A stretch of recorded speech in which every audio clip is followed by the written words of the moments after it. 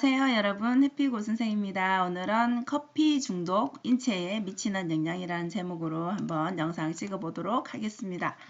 자, 여러분들 커피 많이들 마시고 또 좋아하시죠, 그죠? 대부분 많이 즐겨 먹는 기호식품인데 이 영상은 지식인사이드에서 이 세 분이 말씀하시는 것들을 제가 듣고 이건 한번 생각해 볼 필요가 있겠다라는 그런 마음이 들어서 한번 카페인에 관한 우리가 중독이라는 표현을 많이 쓰는데 어떤 부작용이 있다라는 걸 우리가 알기는 하지만 그래도 그럼에도 불구하고 우리가 마시잖아요, 그죠? 그래서 이게 어느 정도 수준으로 생각해 보면 될까라는 그런 관점에서 한번 생각을 해보고 정리를 해보았습니다. 여러분들 일단은 개인이 다 몸 상태가 다르니까 그죠?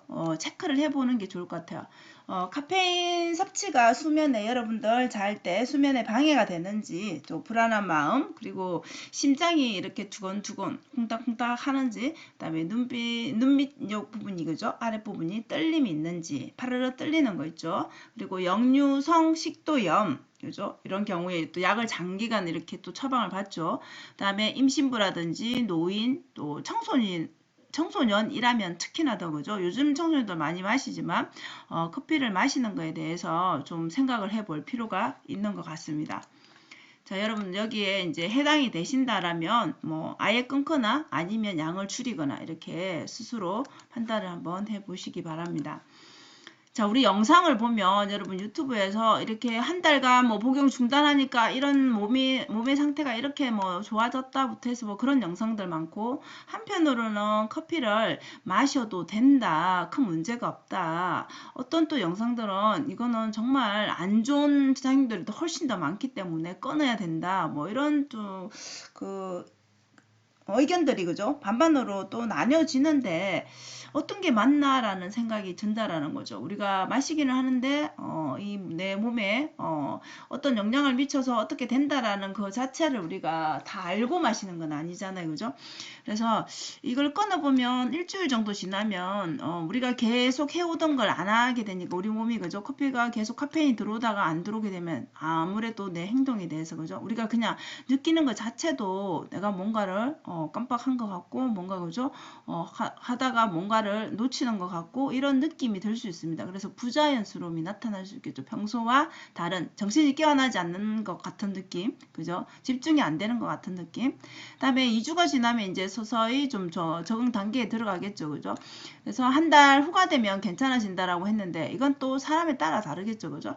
어쨌든 우리가 커피를 안 마신다고 해서 살 수 없는 건 아니죠. 근데 이제 이 카페인이 계속 중독되다 보니까 그거를 그냥 아무렇지도 않게 자연스럽게 그죠? 그리고 어느 순간에는 그 내성이 생겨서 더 많은 양을 또 우리 몸이 또 요구를 하게 되는 거죠. 그게 이제 문제가 되는 거죠. 그래서 결국은 가슴이 좀 두근거린다든지 잠을 자는 거에 좀 문제가 생긴다든지 그다음에 역류성 식도염 같은 거 그죠? 이런 것들에 대해서 문제 있었던 것들이 이제 개선될 수 있다는 거죠. 이 한 달간 복용을 중단한다면 개인에 따라 다르겠지만 어쨌든 커피가 좋다고만은 할 수는 없는 부분이 분명히 있잖아요, 그죠? 근데 이제 결국은 이 양을 얼마만큼 그죠? 마시느냐 그리고 개인의 몸 상태가 어떻느냐 그죠? 이것도 그죠? 커피를 마실 때 그리고 그 농도 자체가 어떻는지에 따라서도 다를 것 같아요. 어떤 사람은 믹스 커피를 마시고 어떤 사람은 또 아메리카노를 마시고 어떤 사람은 라떼를 마시고 또 어떤 사람은 담배를 피고 어떤 사람은 또 술을 마시고 이렇게 똑같은 조건은 아니기 때문에 이 그 상황에 따라서 다르기 때문에 이걸 딱 한 가지로 결론 지어서 좋다 나쁘다 이렇게는 하기는 사실 조금 그런 연구들이 많이 나왔다 해도 그거는 정확한 뭔가는 결론 내릴 수 있는 정도는 아닌 것 같아요. 그리고 우리가 그 암을 유발한다라고 많이 또 들었잖아요. 그죠? 발암물질이 있다. 왜냐하면 커피를 이제 볶아서 하게 되면은 당연히 우리 감자튀김처럼 브라운 색깔로 변하니까 당연히 좋게 보이진 않잖아요. 그죠? 그래서 어쨌든 커피에 대해서 여러분 인과관계든 상관관계든 아예 없지는 않겠지만 결국은 우리가 즐겁게 마시고 맛있게 먹고 이렇게 하는 것들에 대해서 기분 나쁘게 뭔가 그죠? 짜증내면서 하는 것보다는 우리가 좋은 마음으로 좋은 사람과 먹는 음식은 또 기쁨을 주잖아요. 그죠? 커피도 마찬가지. 그죠? 그렇게 과하게 마시지 않는다라면, 그죠? 그리고 지금 말한 그런 자신의 건강 상태에 크게 문제되지 않는다라면 하루에 뭐 한두 잔 마시는 거는 크게 문제가 되지는 않겠죠. 그래서 우리가 너무 건강하게 살아야 돼. 그거에 너무 압박받아서 무조건 나쁜 것들은 끊어내야 돼. 이렇게 하는 거는 사실 좀 문제가 있는 것 같습니다. 그래서 그런 영상들이 자극적인 영상들로 인해서 뭐 누군가는 약을 팔아야 되고 누군가는 또 병원에 가야 되고 뭐 여러 가지 상황들이 생기겠지만 결국 결론은 개인에 따라 다르다는 겁니다. 개인의 감수성에 따라서. 그래서 만약에 아침에 일찍 일어나서 그죠? 일어나자마자 커피를 마시는 사람 중에서 뭐 속이 쓰리다든지 그죠? 괜찮은 그 속이 쓰려서 못 먹는 사람도 있을 것이고 그 반면에 괜찮은 사람도 있을 거고 뭐 하루에 네다섯 잔을 먹어도 이 수면에 전혀 영향을 안 미치는 사람도 있을 거고 그죠? 근데 한 잔만 먹어도 잠을 못 자는 사람도 있을 거고 가슴이 두근거린다든지 그지? 이렇게 다 다르기 때문에 그게 결론 지어서 이거를 뭐 하루에 한 잔 먹어야 돼, 두 잔 먹어야 돼 이렇게 결론 지을 수는 없는 것 같아요. 그래서 본인의 상태에 따라서 이렇게 뭐 수면장애나 속쓰림이나 아니면 내가 지금 뭐 수면제를 복용하고 있다든지 역류성 식도염이 있어가지고 약 복용을 한다든지 당연히 이런 사람은 지금 마시면 안 되겠죠, 그죠? 그리고 임신부라든지 청소년인 경우도 마찬가지고 그래서 이렇게 결론은 마시는 것 자체가 정말 뭐 독약을 먹는 건 아니겠지만 개인의 상태에 따라서 조절하시면 될 것 같아요. 그리고 우리가 마실 때 기분 좋게 좋은 사람과 한 잔 마시면서 분위기를 즐기는 것도 나쁘지 않잖아요. 그죠? 근데 오히려 어찌 보면은 거기 커피보다는 여기서 말하는 액상 과당 그죠? 오히려 이런 것들에 더 우리가 빵하고 같이 먹게 되고 커피도 달달하게 먹게 되고 여기에 과당이 엄청 들어가게 되는 거 이게 더 오히려 문제일 수 있잖아요. 그죠? 그래서 여기 영상에서 기본적인 그런 팁들을 말씀하시는 거에서 그 핵심이 이거였습니다. 여러분. 카페에 가면 네, 기본 아메리카노를 마시라고 말씀하십니다. 예, 그것도 맞는 것 같아요, 여러분. 예, 건강상에는 그렇습니다. 그죠? 근데 내가 달달한 게 들어오면 되게 기분이 또 좋죠. 그죠? 즉각적으로.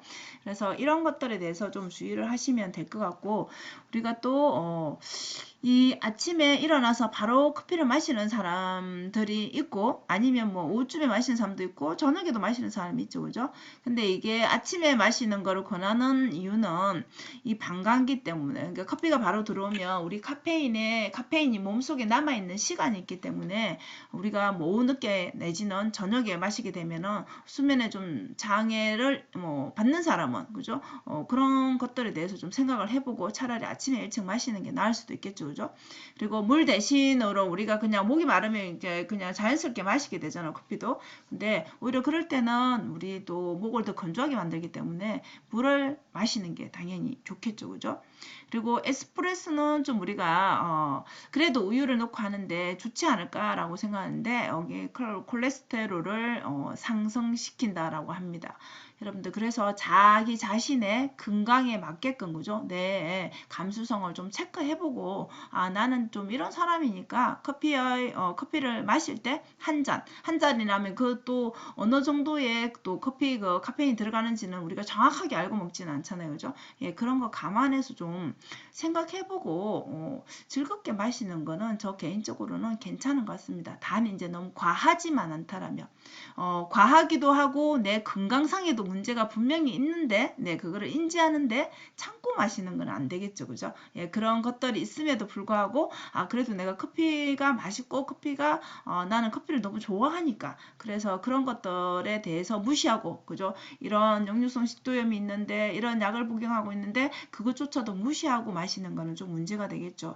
그래서 이런 것들에 대해서는 조금 주의를 하시고 즐겁게 뭐 하루에 한두 잔 정도 마시는 거는 그리고 너무 가당이 들어가 있지 않는 거를 마시는 거는 큰 문제가 없다라고 말씀하시니까 여러분들 커피 마시는 그 패턴들을 한번 돌아보시는 시간이 되시면 좋겠습니다. 자, 오늘도 영상 시청해 주셔서 감사합니다. 여러분 오늘도 행복한 하루 되세요.